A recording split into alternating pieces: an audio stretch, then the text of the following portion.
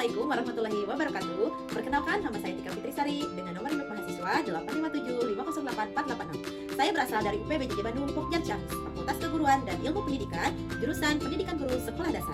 Pada kali ini, saya akan membuat kesimpulan praktikum IPA di SD pada modul 1 sampai dengan modul 9. Praktikum IPA di SD Modul 1 KP1 yaitu gerak seismonasti pada tumbuhan. Tujuannya mengamati gerak seismonasti pada tumbuhan. Kesimpulan, Putri Malu merespon rangsangan, sentuhan, tiupan, dan cipratan air. Sentuhan memberi respon tercepat karena tekanannya kuat. Semakin kuat rangsangan, semakin cepat perubahan tekanan turgor sehingga daun menutup lebih cepat.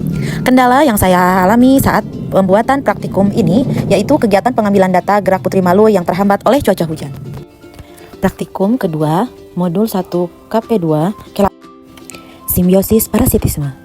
Tujuan praktikum ini yaitu mengidentifikasi contoh simbiosis parasitisme di lingkungan sekitar. Kesimpulannya, parasitisme menguntungkan parasit dan merugikan inang. Parasit mengambil nutrisi atau tempat hidup, sedangkan inang mengalami gangguan, pertumbuhan atau penyakit. Contoh, benalu, alpukat, nyamuk, manusia, ulat pisang, kutu kucing. Kendala yang saya alami saat pembuatan praktikum ini yaitu sulitnya mengamati parasit yang bergerak cepat, akses menuju pohon yang terserang benalu terbatas, dan kegiatan praktikum terbatas karena cuaca. Praktikum ketiga modul 1 KP3 yaitu pertumbuhan dan perkembangan kacang hijau. Tujuan praktikum ini yaitu mengamati perubahan pertumbuhan kecambah. Kesimpulannya, pertumbuhan kacang hijau terjadi lewat pembelahan, pembesaran, dan diferensiasi sel.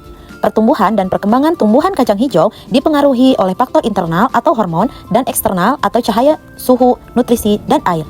Kendala yang dialami yaitu cahaya tidak optimal sehingga kecambah etiolasi, dan pengukuran akar sulit karena masih lunak dan mudah rusak. Selanjutnya, praktikum pada modul 2 KP1 yaitu ekosistem darat. Tujuan praktikum ini membandingkan ekosistem darat alami dan buatan. Kesimpulannya, ekosistem darat alami maupun buatan memiliki interaksi dinamis antara faktor biotik dan abiotik. Kondisi abiotik yang baik mendukung keberlanjutan organisme. Kendala yang dialami saat pembuatan praktikum ini yaitu sulitnya menemukan ekosistem murni alami, kesulitan memotret hewan yang bergerak cepat.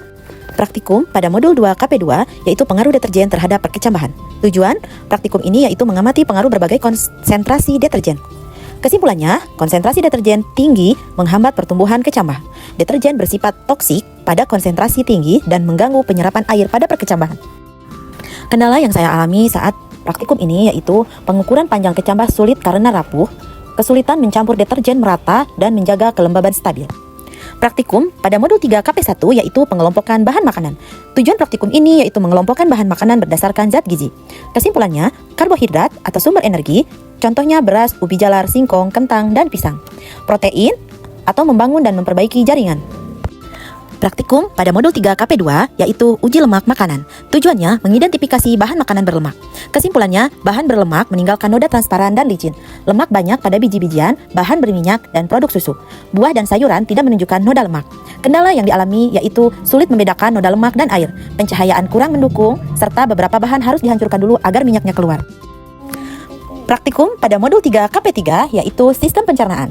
Tujuan praktikum ini yaitu mengurutkan organ pencernaan manusia. Kesimpulannya, sistem pencernaan adalah rangkaian organ yang bekerja sama mencerna makanan. Setiap organ memiliki struktur dan fungsi khusus, terdiri dari mulut, lambung, usus halus, dan usus besar. Organ tambahan yaitu hati, pankreas, kelenjar ludah, menghasilkan enzim atau cairan pencernaan. Kendala yang dialami pada praktikum ini yaitu model organ tidak detail, sehingga sulit mengidentifikasi struktur secara jelas. Kegiatan praktikum pada modul 4 KP1 yaitu jenis-jenis gaya. Tujuan praktikum ini mengamati gaya listrik statis, magnet, pegas, dan berat. Kesimpulannya, gaya listrik statis menarik kertas setelah penggaris digosok. Gaya magnet bekerja pada benda magnetis. Gaya gesek statis lebih besar daripada gesek kinetis. Karet gelang menunjukkan elastisitas atau gaya pegas. Massa lebih besar, maka gaya berat lebih besar. Kendala yang dialami saat praktikum ini yaitu keterbatasan alat seperti magnet, kuat, neraca pegas.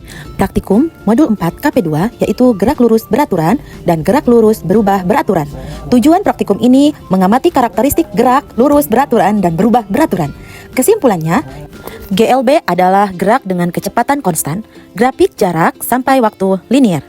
GLBB adalah gerak dengan percepatan meningkat, grafik jarak waktu melengkung naik.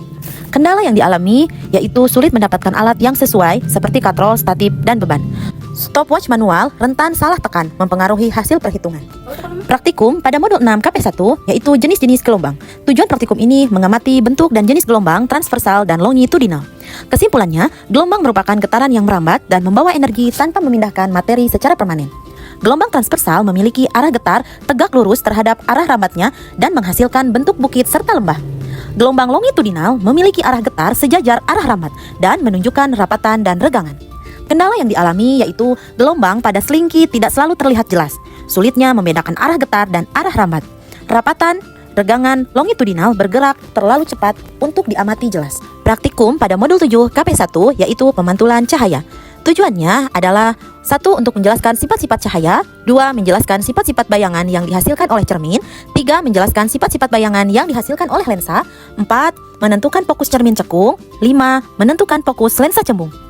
Kesimpulannya, setiap jenis cermin memiliki karakteristik pemantulan cahaya yang menghasilkan sifat bayangan berbeda.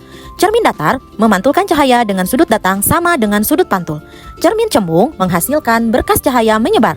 Dan cermin cekung membentuk bayangan yang bervariasi bergantung pada jarak benda. Praktikum pada modul 7 KP2 yaitu lensa cembung dan cermin cekung.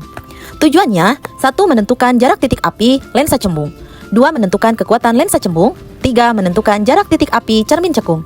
Kesimpulannya, lensa cembung memiliki 2 titik fokus dan bersifat konvergen karena mengumpulkan cahaya ke satu titik.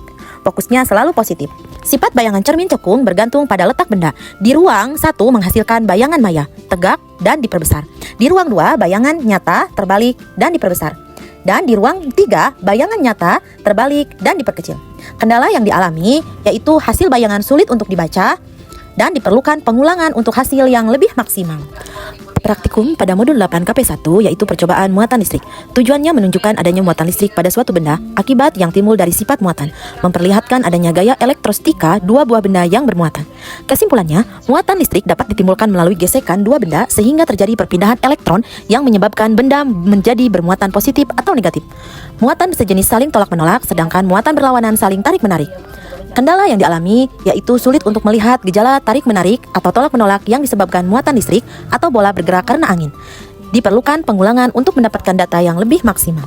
Praktikum selanjutnya pada modul 9 KP1 yaitu pembakaran memerlukan udara. Tujuan praktikum ini untuk menjelaskan kegunaan udara. Kesimpulannya, ukuran gelas mempengaruhi lama waktu lilin menyala. Gelas besar membuat lilin menyala lebih lama karena memiliki banyak udara atau oksigen. Gelas sedang dan kecil membuat lilin lebih cepat padam karena oksigen lebih sedikit. Pembakaran memerlukan oksigen, sehingga ketika oksigen habis, api akan padam. Kendala yang dialami pada praktikum ini yaitu api lilin yang mudah padam sebelum gelas diletakkan, dan variasi ukuran gelas yang berbeda-beda.